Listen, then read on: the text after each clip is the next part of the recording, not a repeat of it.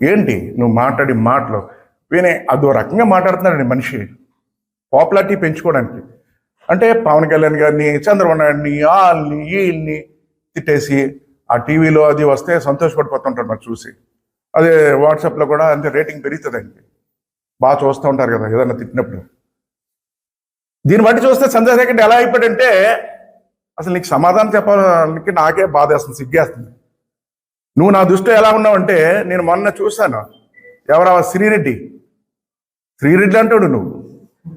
శ్రీరెడ్డి అంతే, ఎవరు పడితే ఆవిడ మీద మాట్లాడుతూ ఉంటుంది ఆవిడ రేటింగ్ పెంచుకోవడానికి. అంటే ఎక్కువ చూస్తారు.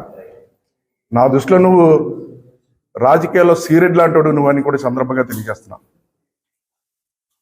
ఆ అమ్మాయితో సమానం నువ్వు, విలువలు లేని మనుషులు నువ్వు.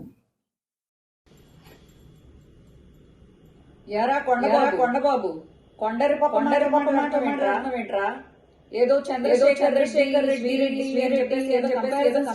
చేస్తున్నావంట. నీ మీద ఆల్రెడీ 2 సార్లు గెలిచాడు కదా ఆయన. కాకినాడ గట్టిగా డెవలప్ చేశాడు కదా. కళ్ళల్లో ఎవరు చంద్రబాబు పెట్టుకున్నావా? లేకపోతే పప్పు పెట్టుకున్నావమ్మా? కళ్ళు కనబడతలేదా? గలీజ్ మాటలు నువ్వును.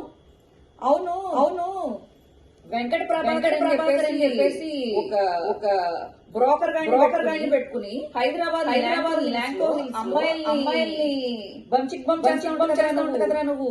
నీ చరిత్ర 5 నిమిషాలు పంట నాకు.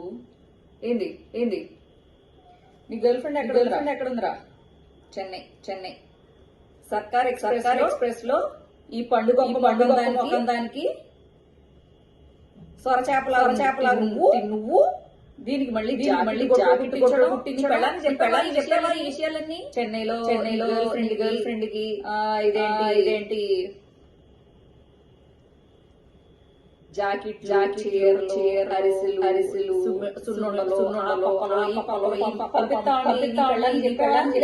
లేదా లేకపోతే నన్ను ఫోన్ చేసి చెప్పమంటావా?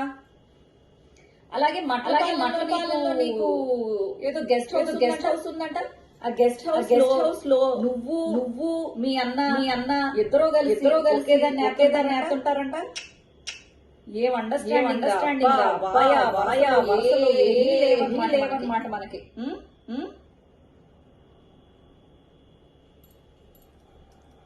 ఇంకా ఏంట్రా కబుర్లు మరి నా జోలికి రావాలంటే తెలుసు కూడా నా పేరు తీసినవరా?